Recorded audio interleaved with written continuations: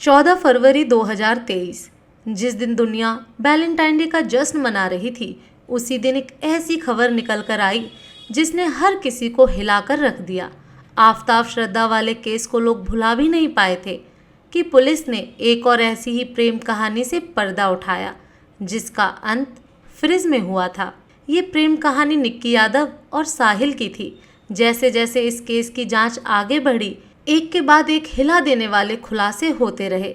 कुछ खुलासे तो ऐसे हैं जिस पर यकीन करना भी मुश्किल होता है। तो आखिर क्या है निक्की यादव ढाबा हत्याकांड की पूरी कहानी? हत्या की वजह क्या थी और हत्या के बाद साहिल ने क्या किया और अब तक पुलिस जांच में क्या कुछ खुलासा हुआ है? चलिए जानते हैं सब कुछ डिटेल से इस वीडियो में। जैसा कि हमने वीडियो की शुरुआत में बताया, ये कहानी निक्की यादव और साहिल गहलोत की है। निक्की यादव का जन्म हरियाणा के झज्जर के खैरी कुमार गांव में हुआ था। निक्की के पिता सुनील यादव गुरुग्राम में मोटर रिपेयर का बिजनेस चलाते हैं।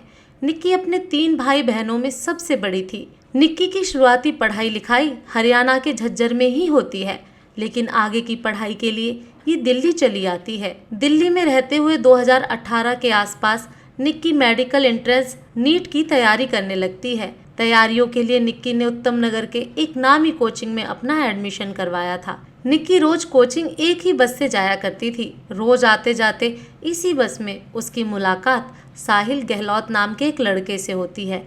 साहिल गहलोत दिल्ली के नजफगढ़ इलाके का रहने वाला था। साहिल स्टाफ सिलेक्शन कमीशन यानी एसएससी के एग्जामिनेशन की तैयारी कर रहा था और वो भी उत्तम नगर के एक कोचिंग में पढ़ने जाया करता था। दोनों रोज एक ही बस में एक ही समय पर चढ़ते थे, इसलिए पहले बस में साहिल और निक्की की आंखें मिलती हैं और फिर धीरे धीरे दिल भी मिलना शुरू हो जाता है। बातचीत होते होते दोनों में दोस्ती होती है और यही दोस्ती समय के साथ प्यार में बदल जाती है। कुछ खबरों के मुताबिक कथित तौर पर जब दोनों प्यार में पड़ जाते हैं तो एक ही अपार्टमेंट में लिव इन रिलेशनशिप में रहने लगते हैं। हालांकि इसी बीच कोरोना वायरस के प्रकोप की वजह से दिल्ली समेत पूरे देश में लॉकडाउन लग जाता है और कोचिंग संस्थान भी बंद हो जाते हैं। इस कारण दोनों अपने अपने गांव चले जाते हैं। जब लॉकडाउन खुलता है तो फिर ये दोनों वापस से साथ में रहने लगते हैं।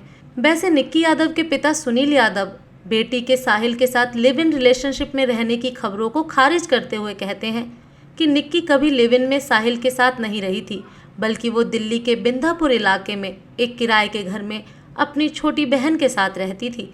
खैर, एक जिम्मेदार चैनल होने के नाते हम भी साहिल और निक्की के लिव इन में रहने के दावों की पुष्टि नहीं करते हैं। समय बीतता जाता है और दोनों का प्यार और ज़्यादा परवान चढ़ता चला जाता है। प्यार में खोए दोनों जब अपने एग्ज़ाम में बैठते हैं तो दोनों ही नाकाम हो जाते हैं। मतलब निक्की नीट क्वालिफाई नहीं कर पाती है और साहिल एसएससी एग्जामिनेशन में सिलेक्ट नहीं हो पाता है। फेल होने के बाद ये दोनों ग्रेटर नोएडा के Galgotia college of engineering and technology में एडमिशन लेने का फैसला करते हैं, यानी कि इंग्लिश ऑनर्स विषय के साथ मास्टर ऑफ आर्ट्स में एडमिशन लेती है, जबकि साहिल फार्मेसी कोर्स में एडमिशन ले लेता है। दोनों अपनी पढ़ाई भी जारी रखते हैं और अपने रिलेशनशिप को भी आगे बढ़ाते रहते हैं। हर दूसरे रिश्तों की तरह इन दोनों के रिश्तों में भी कभी कभार उतार चढ़ाव आते रहते थे, मगर फिर भी ये दोनों अपने रिश्तों को निभाते रहते हैं। अब तक निक्की के लिए साहिल ही पूरी दुनिया बन चुका था और साहिल के लिए निक्की ही सब कुछ थी। लेकिन क्या वास्तव में ऐसा था?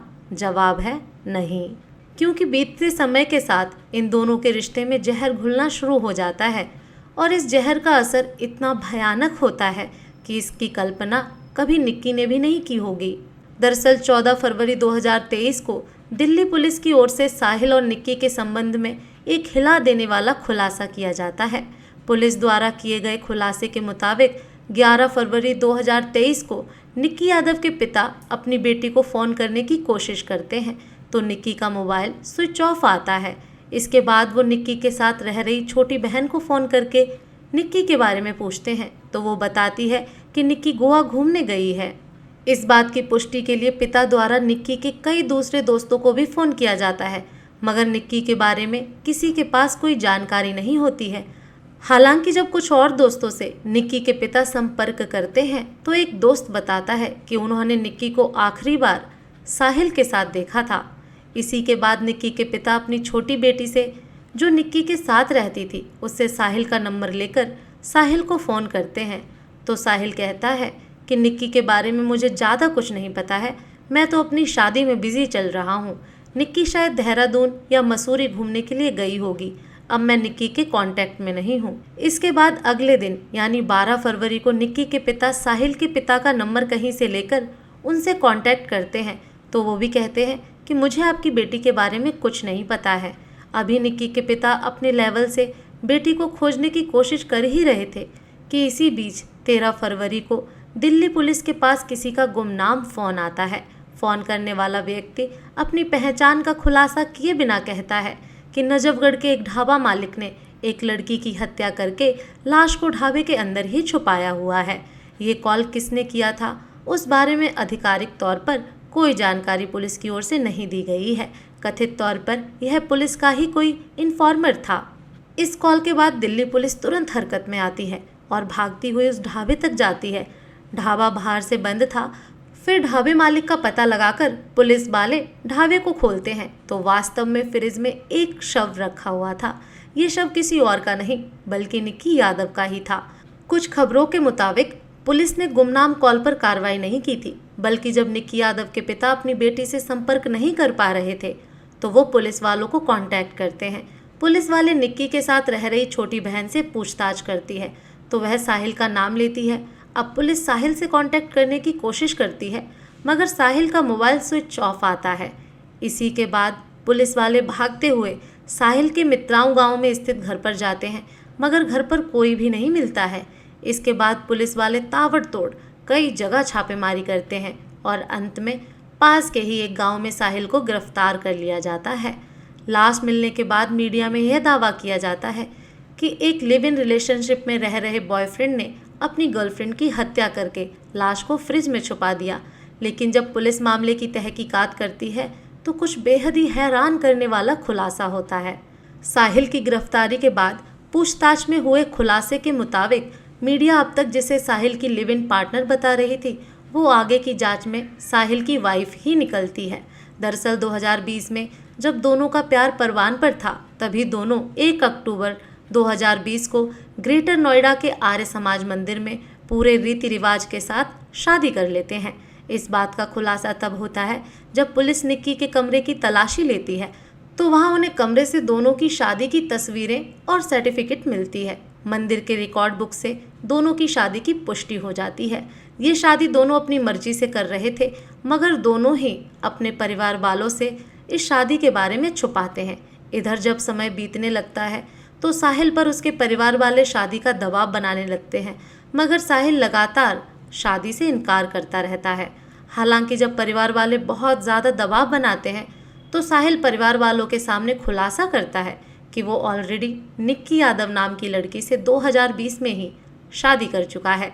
खुलासे के मुताबिक इसी के बाद साहिल के परिवार वाले कहते हैं कि जितनी जल्दी हो निक्की से पीछा छुड़ाओ और तुम हमारी पसंद की लड़की से शादी कर लो। इसी के बाद साहिल अपने परिवार वालों के साथ मिलकर निक्की को रास्ते से हटाने का प्लान बनाता है। इसी प्लान के तहत 9 फरवरी 2023 को दिन में साहिल की बड़े ही धूमधाम से परिवार वालों की पसंद की लड़की के साथ इंगेजमेंट हो जाती है और फिर 1:30 बजे रात में साहिल अपनी पहली पत्नी निक्की यादव के अपार्टमेंट पर जाता है। सीसीटीवी फुटेज से हुए खुलासे के मुताबिक यहाँ साहिल 2-3 घंटे तक रुकता है और फिर यहीं पर वो साजिश के तहत निक्की के साथ गोवा जाने का प्लान बनाता है। प्लान फाइनल हो जाने के बाद निक्की और साहिल सुबह 7 बजे 2 बैग में अपना सामान पैक करते हैं और निजामुद्दीन स्टेशन पर गोवा की ट्रेन पकड़ने के लिए चले जाते हैं। यहाँ ये दोनों काफ़ी देर रुकते हैं मगर साहिल का टिकट कंफर्म ना होने पाने की वजह से ये ट्रेन नहीं पकड़ पाते हैं। इसी के बाद ये दोनों अब हिमाचल का प्लान बनाते हैं। ये दोनों अपनी Verna car Anand Vihar railway station की तरफ मोड़ लेते हैं मगर यहाँ भी किसी वजह से दोनों का प्लान बदल जाता है और अब ये दोनों ट्रेन की बजाय बस से हिमाचल जाने का प्लान बनाते हैं। इसी के बाद साहिल अपनी गाड़ी कश्मीरी गेट के पास निगम बोध घाट के नज़दीक लाकर एक पेड़ के नीचे रोक देता है। यहाँ पर प्लान में हुए बदलाव की वजह से फिर गाड़ी में बैठे हुए साहिल और निक्की यादव में ज़बरदस्त बहस हो जाती है। आधे घंटे तक इन दोनों में झगड़ा चलता रहता है। इसी झगड़े के बीच साहिल कार में मौजूद चार्जर केबल से अचानक निक्की यादव का गला दबा देता है और तब तक दबाए रखता है जब तक कि निक्की की मौत नहीं हो जाती।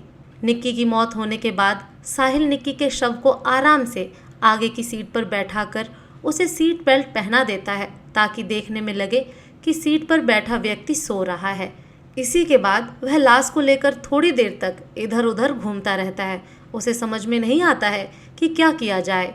इधर साहिल अपनी गर्लफ्रेंड की लाश लेकर घूम रहा था, उधर साहिल के परिवार वाले लगातार उसका इंतजार कर रहे थे क्योंकि 10 फरवरी को ही साहिल की शादी होने वाली थी और घर में शादी से जुड़े रस्म पूरे करने थे, मगर साहिल का कहीं भी अता पता नहीं चल रहा था। इस कारण परिवार वाले लगातार साहिल को फ़ोन भी कर रहे थे, लेकिन साहिल का फ़ोन स्विच ऑफ आ रहा था। इसी बीच जब साहिल का फ़ोन कुछ देर के लिए ऑन होता है तो तुरंत साहिल के घर वालों से बात होती है। फ़ोन पर साहिल पिता को बताता है कि मैंने अभी अभी निक्की की जान ले ली है और उसकी लाश को लेकर कार में घूम रहा हूँ, कथित तौर पर। इसी के बाद साहिल के पिता शव को लेकर अपने ढाबे की तरफ आने को कहते हैं और वो अपने 2 रिश्तेदार आशीष तथा नवीन के अलावा साहिल के 2 दोस्त अमर और लोकेश को साथ लेकर 3 अलग अलग कार में घर से निकल जाते हैं। थोड़ी देर बाद ये सभी ढाबे के रास्ते में साहिल से मिलते हैं और फिर सभी मिलकर शव को ढाबे के फ्रीज में डालकर वापस शादी के लिए चले जाते हैं। जहां इन लोगों ने निक्की की डेड बॉडी को छुपाया था वो खाओ पियो ढाबा साहिल का ही था। इन दिनों साहिल की शादी की तैयारियों की वजह से ढाबा बंद ही था, इस कारण किसी को लाश की भनक भी नहीं लगती। ये सब कुछ करने के बाद साहिल निक्की के मोबाइल से अपनी चैट्स और कॉल हिस्ट्री को भी डिलीट कर देता है। 10 फरवरी को ये लोग मिलकर शव को फ्रिज में छुपाते हैं और फिर वापस अपने गांव जाते हैं, जहां 10 फरवरी को ही बड़े धूमधाम से साहिल की दूसरी शादी हो जाती है। शादी के बाद अगले दिन साहिल वापस फिर से ढाबे में यह देखने के लिए आता है कि वह लाश वहीं पर है या नहीं। इसके बाद फिर वो वापस जाकर अपनी नई शादीशुदा जिंदगी को खुशी खुशी जीने लगता है। प्लान था कि कुछ दिनों बाद शव को चुपके से पास के बड़े से नाले में फेंक देंगे। हालांकि इसी बीच निक्की यादव की तलाश शुरू हो जाती है, जिसकी आंच साहिल तक भी पहुंचती है और फाइनली साहिल को गिरफ्तार कर लिया जाता है। साहिल की गिरफ्तारी और लाश मिलने से जुड़ी दूसरी थ्योरी ये है कि उस अनजान कॉल के बाद पुलिस साहिल तक पहुंचती है और निक्की यादव के बारे में पूछती है। जब निक्की के बारे में साहिल कोई स्पष्ट जवाब नहीं देता है तो पुलिस सख्ती के साथ पूछताछ करती है। इसी के बाद साहिल उन्हें सब कुछ सच बताते हुए ढाबा लेकर जाता है और फिर ढाबे से निक्की का शव बरामद किया जाता है। निक्की और साहिल के बारे में एक और थ्योरी ये है कि जब साहिल की शादी तय हो जाती है तो इस बात की जानकारी निक्की को एक कॉमन फ्रेंड के जरिए मिलती है। इसी के बाद जब 9 फरवरी को साहिल निक्की से मिलने जाता है तो इस बात को लेकर दोनों में झगड़ा हो जाता है। निक्की कहती है अभी तुम इस शादी को कैंसिल करो और आज ही मेरे साथ दिल्ली से बाहर कहीं चलो। पहले तो साहिल मना करता है, मगर निक्की के जोर देने पर ये दोनों गोवा का प्लान बनाते हैं और फिर आगे वही सब कुछ होता है जो हमने आपको जस्ट अभी थोड़ी देर पहले बताया। साहिल से पूछताछ में यह भी खुलासा होता है कि कार के अंदर झगड़े की वजह गोवा और हिमाचल जाने के प्लान में बदलाव के साथ साथ निक्की की धमकी भी थी। दरअसल निक्की साहिल को धमकी देने लगती है कि अगर तुम अभी मेरे साथ दिल्ली से बाहर नहीं गए तो मैं तुम्हारी शादी के फंक्शन में पहुंचकर मेरी तुम्हारी शादी की 2020 वाली फ़ोटो और सर्टिफिकेट सबको दिखाऊंगी और तुम्हारी शादी नहीं होने दूंगी। इसी बात पर झगड़ा काफ़ी बढ़ जाता है और इस झगड़े का अंत निक्की के सांस थमने से ही होता है। पहले तो साहिल कहता है कि उसने निक्की के मर्डर को अकेले अंजाम दिया था, मगर आगे की जांच में खुलासा होता है कि साहिल के इस पूरे प्लान में साहिल के पिता, साहिल के 2 दोस्त के अलावा साहिल के परिवार के कुल 5 सदस्य शामिल थे। इसी आधार पर पुलिस 18 फरवरी 2023 को साहिल के पिता बीरेंद्र सिंह, साहिल के दोस्त अमर और लोकेश तथा कजन्स आशीष और नवीन को गिरफ्तार कर लेती है। नवीन पर 2008 में ही एक छेड़छाड़ का मामला दर्ज हुआ था। नवीन ने ही साहिल को निक्की के मोबाइल से चैट और कॉल हिस्ट्री डिलीट करने को कहा था। आगे की जांच में यह भी खुलासा होता है कि साहिल के पिता पर 18 साल पहले भी एक हत्या का मामला दर्ज हुआ था और वह कुछ साल जेल में भी रहकर बाहर आए थे। वहीं साहिल का कजन ब्रदर नवीन दिल्ली पुलिस में कांस्टेबल है और उसने भी लाश को ठिकाने लगाने में अहम भूमिका निभाई है। आगे इस मामले में जो भी अपडेट आएगा हम आपको बताते रहेंगे। फिलहाल इस पूरी कहानी के बारे में आपकी क्या राय है, कमेंट बॉक्स में ज़रूर बताएं। तो दोस्तों फिर मिलती हूँ एक नई क्राइम से जुड़ी कहानी के साथ।